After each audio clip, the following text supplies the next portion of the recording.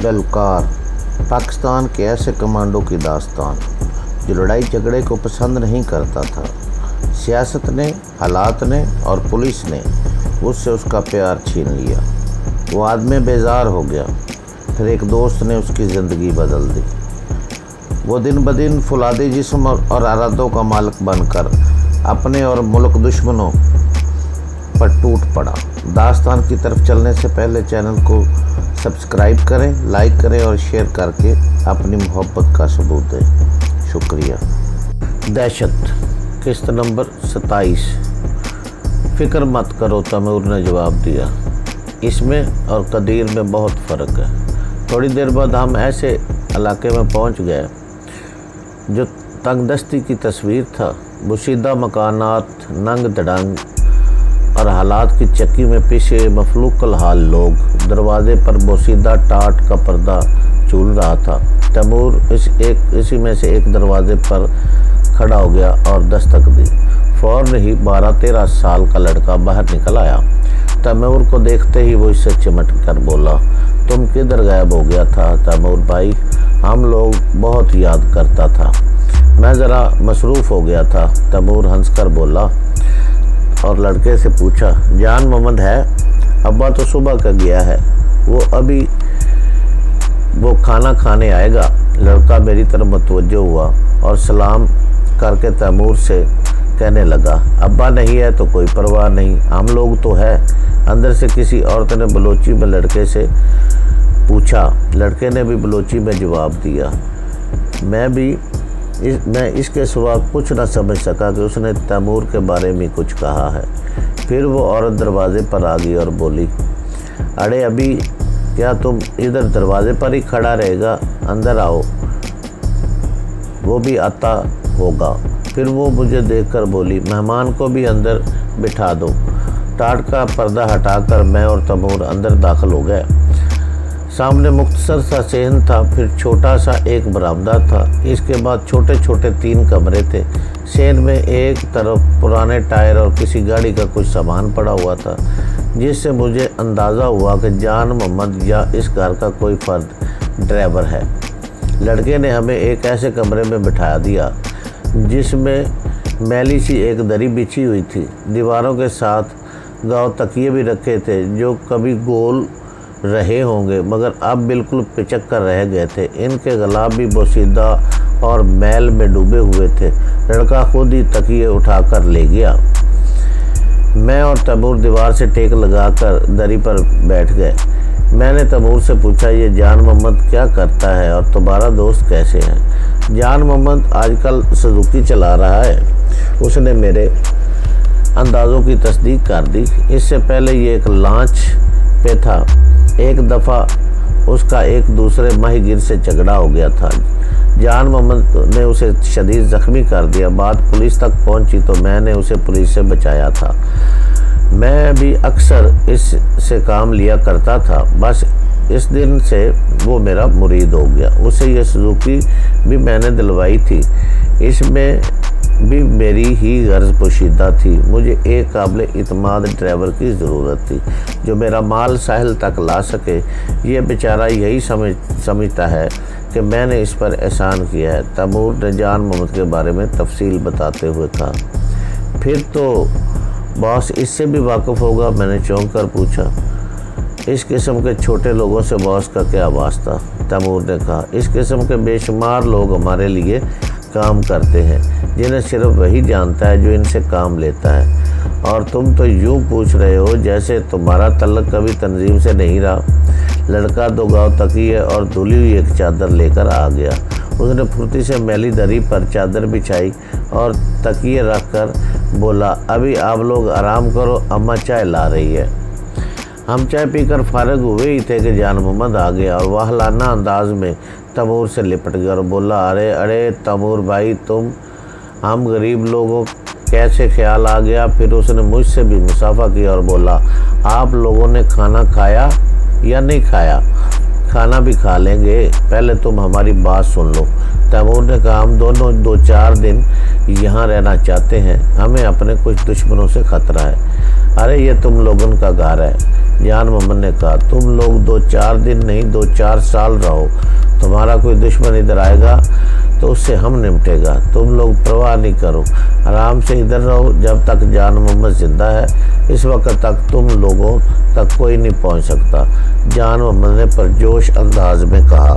ہم کھانے سے فارغ ہوئے تو جان محمد کے ساتھ تیمور بھی اٹھ کھڑا ہوا اور بولا، جان محمد میں ایک ضروری کام سے جا رہا ہوں، رات تک واپس آ جاؤں گا، کامران بس یہی رہے گا، اس کا خیال رکھنا، یہ بہت تھکا ہوا ہے اور زخمی بھی ہے۔ آپ زخمی ہے؟ جان محمد نے حیرت سے پوچھا۔ کوئی ایسا خاص نہیں، میں نے مسکرا کر جواب دیا، بس ذرا میری یہ کلائیاں جھلس گئی تھی۔ میں نے دونوں کلائیوں سے دکھاتے ہوئے کہا۔ میری کلائیوں کے خیال ادڑ گئی تھی اور اندر سے سفید سفید جلد دکھائی دے رہی تھی۔ جان محمد نے پرتشویش لہجے میں کہا، یہ تو بہت جل گیا ہے، کسی ڈاکٹر کو دکھایا؟ نہیں جان محمد، تیمور نے کہا، میں نے بتایا نا کہ ہمارے دشمن ہمارے پیچھے ہیں، ان میں پولیس بھی شامل ہے، ہم کوئی خطرہ مول نہیں لے سکتے۔ اچھا پھر ہم لوگ کا ایک بات مانو، ادھر ہماری طرف ایک حکیم ہے، بہت اچھا علاج کرتا ہے، ہم لوگ ابھی اسی کو بلاتا ہے، وہ دوائی دے گا تو ابھی تھوڑی دیر میں آرام آ جائے گا۔ یہ کہہ کر اس نے اپنے بیٹے کو آواز دی، اس نے بلوچی میں کچھ کہا، لڑکا فوراً واپس چلا گیا۔ جان محمد نے تیمور سے کہا، تم بے فکر ہو کر جاؤ، حکیم کے آنے کے بعد ہم بھی چلا جائے گا، ہمارا بیٹا اور بیوی مہمان کا خیال رکھیں گے، ہم بھی زیادہ سے زیادہ 1 گھنٹے میں واپس آ جائے گا۔ تیمور کے جانے کے بعد تھوڑی دیر بعد حکیم بھی آ گیا۔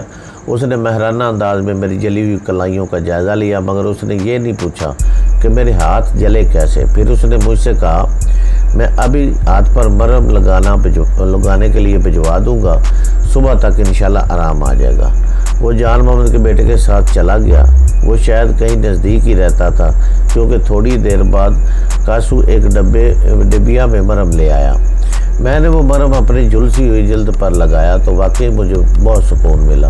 جھلسی ہوئی جلد میں اچانک جیسے ٹھنڈک پڑ گئی ہو، آرام ملا تو میری آنکھیں نیند سے بوجھل ہونے لگی۔ پھر میں تھوڑی دیر بعد دنیا مافیا سے بے خبر ہو گیا۔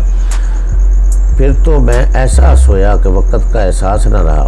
میری آنکھ کھلی تو کمرے میں مدھم روشنی کا بلب جل رہا تھا۔ میری دائیں جانب جان محمد اور تیمور بیٹھے آہستہ آہستہ باتیں کر رہے تھے۔ میں نے ان کی طرف دیکھا، پھر اٹھ کر بیٹھ گیا۔ تیمور نے ہنس کر کہا، تم تو بہت خوب سوئے کامران، ہاں حکیم کی دعا سے کچھ فائدہ ہوا؟ میں نے جلدی سے کلائیوں پر نظر ڈالی، زخم تو موجود تھے مگر تکلیف کا احساس برائے نام تھا۔ میں نے ہنس کر کہا، واقعی میری تکلیف تو اب بہت کم ہو گئی ہے۔ پھر جان محمد کھانا لے آیا۔ اس نے کھانے میں اچھا خاصا تکلف کر لیا تھا، مرغی کا قورمہ، بریانی اور کوفتے تھے۔ میں نے اور تیمور نے اس پر شدید احتجاج کیا۔ میں نے کہا، جان محمد اگر تم نے اب کوئی تکلف کیا تو ہم یہاں سے چلے جائیں گے، ہم تمہیں زیر و بار کرنا نہیں چاہتے۔ اچھا ابھی تو آپ لوگ کھانا کھاؤ، آئندہ ایسا نہیں ہوگا۔ جان محمد ہنس کر بولا، آپ لوگ نہیں چاہتا کہ ہمیں کوئی خوشی ملے تو پھر ٹھیک ہے۔ یہ بات نہیں جان محمد، تیمور نے کہا، تم مجھے بھائی کہتے ہو تو بھائی سمجھو، بھائی تکلف سے تو غیرت کی بو آتی ہے۔ جواب میں جان محمد ہنس کر رہ گیا۔ کھانے کے بعد چائے پی، میں نے سگریٹ سلگا کر ایک طویل کش لیا اور پوچھا، تم نے بتایا نہیں کہ تمہارے دوست ہیں یا نہیں؟ ان دونوں سے ملاقات ہو گئی ہے، میں نے انہیں لی مارکیٹ کے ایک ہوٹل کا بتا دیا ہے، صبح 8 بجے دونوں پہنچ جائیں گے، میں انہیں وہاں سے یہاں لے آؤں گا، ہمیں اس کام کے لیے ایک گاڑی کی ضرورت بھی ہوگی۔ میں نے تیمور کو یاد دلایا، کراچی میں گاڑیوں کی کیا کمی ہے؟ تیمور مسکرا کر بولا، اس میں سے ہمیں کیا ایک گاڑی بھی نہیں ملے گی؟ میں گاڑی لے آؤں گا۔ پھر ہم لوگ رات گئے تک باتیں کرتے رہے۔ جان محمد صبح بیدار ہونے کا عادی تھا، اس لیے وہ جلدی سو جاتا اور وہ سونے کے لیے جا چکا تھا۔ تیمور بھی تھکا ہوا تھا، اس سے زیادہ دیر وہ بھی نہ جاگ سکا۔ میں چونکہ دن میں خوب سویا تھا اس لیے مجھے نیند نہیں آ رہی تھی۔ میں کافی دیر تک پہلو بدلتا رہا۔ اس دوران میں 2 دفعہ میں نے اپنی جلی ہوئی کلائیوں پر حکیم کے دیے ہوئے مرہم کا لیپ بھی کیا۔ پھر نہ جانے مجھے کب نیند آ گئی۔ میری آنکھ کھلی تو کمرے میں اندھیرا تھا، مگر دروازے बंद थे और दरस से रोशनी की लकीर अंदर दाखिल हो रही थी। मैंने सिगरेट का धुआं फैला हुआ था। मेरी बाएं तरफ दीवार के सहारे तैमूर नीम दराज था और सिगरेट पी रहा था।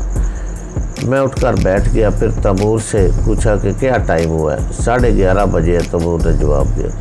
मैं चौंक कर बोला, मगर तुम्हें तो 8 बजे अपने दोस्तों से मिलने जाना था। मैं इनसे मिल कर आ चुका हूँ, तैमूर ने कहा। मैंने यहाँ का पता दे दिया है, वो ज़रूरी काम करके 12 साढ़े 12 बजे तक यहाँ आ जाएंगे। मुझे ये भी मालूम हुआ है कि आज इसी जगह तंजीम की मीटिंग भी है जहाँ ग्लोरिया को रखा गया है। ये इतला तुम्हें कहाँ से मिली? मैं चौंक उठा। बस मेरे कुछ ज़राए हैं, तैमूर ने हंस कर कहा। फिर बोला, तुम जल्दी से नाश्ता करके तैयार हो जाओ, वो लोग भी आने ही वाले होंगे। नहाना चाहो तो पानी गर्म करा दूँ, या फिर गली से बाहर जाकर हमाम है, वहाँ भी नहा सकते हो। घर की बजाय मैंने हमाम में गुस्ल करना मुनासिब समझा। तैमूर मुझे वहाँ छोड़ आया। मैं वापस आया तो नाश्ता तैयार था। मना करने के बावजूद जान मोहम्मद की बीवी ने खासा एहतमाम कर लिया था। हम नाश्ते से फारग होकर बैठे थे कि दरवाजे पर दस्तक हुई। जान मोहम्मद के बेटे कासू ने तैमूर को इतला दी कि 2 आदमी आपको पूछ रहे हैं। तैमूर इसी वक्त उठकर चला गया। थोड़ी देर बाद वापस आया और कासू से बोला, कासू बेटा, हम लोग अब जाएंगे। जान मोहम्मद ने कहा था कि मेरा इंतज़ार करना, मगर वो अभी तक नहीं आया है। हमारी तरफ से उसे सलाम कहना। फिर उसने जेब से पर्स निकाला और 100 रुपए के 2-3 नोट निकालकर कासू की तरफ बढ़ाए।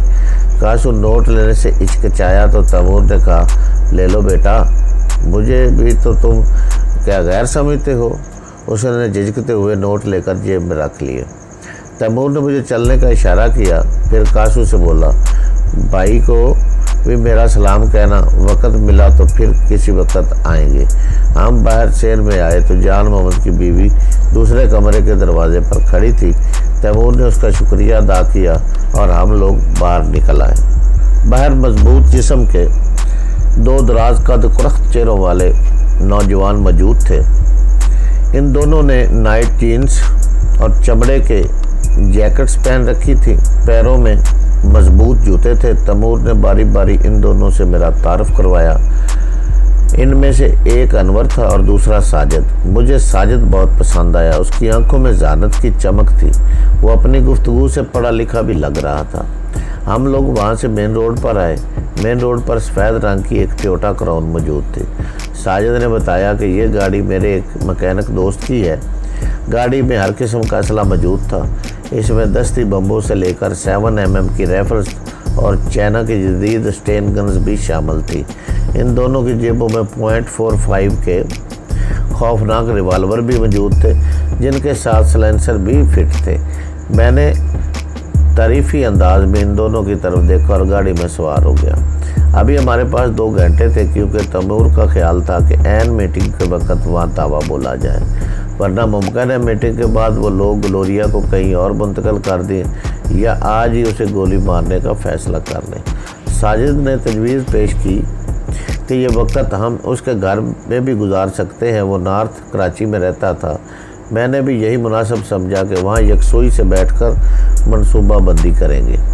तैमूर भाई, अगर आप कहें तो मैं मज़ीद आदमियों को बंदोबस्त कर लूँ, अनवर ने कहा। मीटिंग की वजह से बास ने भी वहाँ गार्ड्स की पूरी फ़ौज खड़ी कर दी होगी।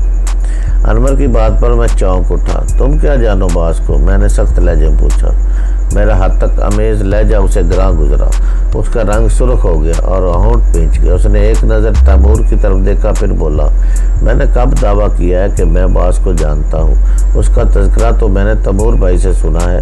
वो इतनी मरतबा सुना है कि उसे देखने की ख्वाहिश पैदा हो गई है। मेरे कशीदा साहब ढीले पड़ गए और मैंने उससे कहा, सॉरी यार, मैं अपने रवैये की माफ़ी चाहता हूँ। दरअसल मैं इतने ज़हनी दबाव में मुब्तला हूँ कि बाज़ औक़ात मेरा ज़हन काम नहीं करता। अब तुम ने बास का नाम लिया तो मुझे ये ख्याल पैदा हुआ कि शायद तुम्हारा तल्लुक़ भी तंजीम से है। असल में अब तंजीम के किसी और शख्स पर इतबार करने को तैयार नहीं हूँ। कामरान भाई, आप इतने टेंशन में रहेंगे तो मसला कैसे हल होगा? साजिद ने कहा। तमाम फ़िक्रों को जहन से झटक दें और पुरसुकून हो जाएं, वरना ग्लोरिया کو آزاد کرانے کے بجائے آپ خود ان کے جال میں پھنس جائیں گے۔ پھر ذرا توقف کے بعد وہ ہنس کر بولا، اب یہ مت پوچھیے گا کہ میں گلوریا کو کیسے جانتا ہوں۔ تیمور بھائی نے مجھے گلوریا کے بارے میں بتایا تھا کہ اسے رہا کروانا ہے۔ میں نے جواب دینے کے لیے منہ کھولا، پھر سختی سے ہونٹ کھینچ لیے۔ اس کی بات ٹھیک تھی، ذہنی طور پر میں پریشان تھا اور اس حالت میں کچھ بھی نہیں کر سکتا تھا۔ ہم وہاں سے ساجد کے گھر پہنچے۔ میں نے انور کی تجویز کو مسترد کر دیا کہ ہمیں مزید کچھ آدمیوں کا بندوبست چاہیے۔ میں زیادہ بھیڑ بھاڑ کا قائل نہیں تھا۔ ہم سب آئندہ کی منصوبہ بندی کرنے لگے اور ساجد کے گھر سے گرما گرم چائے پی کر اٹھ کھڑے ہوئے۔ اب ہمارا رخ ڈیفنس کی طرف تھا۔ تیمور بہت برفتاری سے گاڑی چلا رہا تھا۔ اس کے دونوں ساتھی پچھلی سیٹ پر بیٹھے تھے۔ وہ دونوں خاموش تھے۔ ایسا لگ رہا تھا جیسے وہ پچھلی سیٹ پر پتھر کے بت بنے بیٹھے ہوں۔ ایک لمحے کو میرے دل میں نہ جانے یہ خیال آیا کہ ممکن ہے تیمور نے اس بہانے مجھے جال میں پھانسا اور اب مجھے باز کی طرف لے جا رہا ہو، اور اسے اپنے دونوں ساتھیوں کو شاید اس لیے ساتھ کیا تھا کہ میں عین وقت پہ مزاحمت کروں تو وہ لوگ آسانی سے مجھ پر قابو پا لیں۔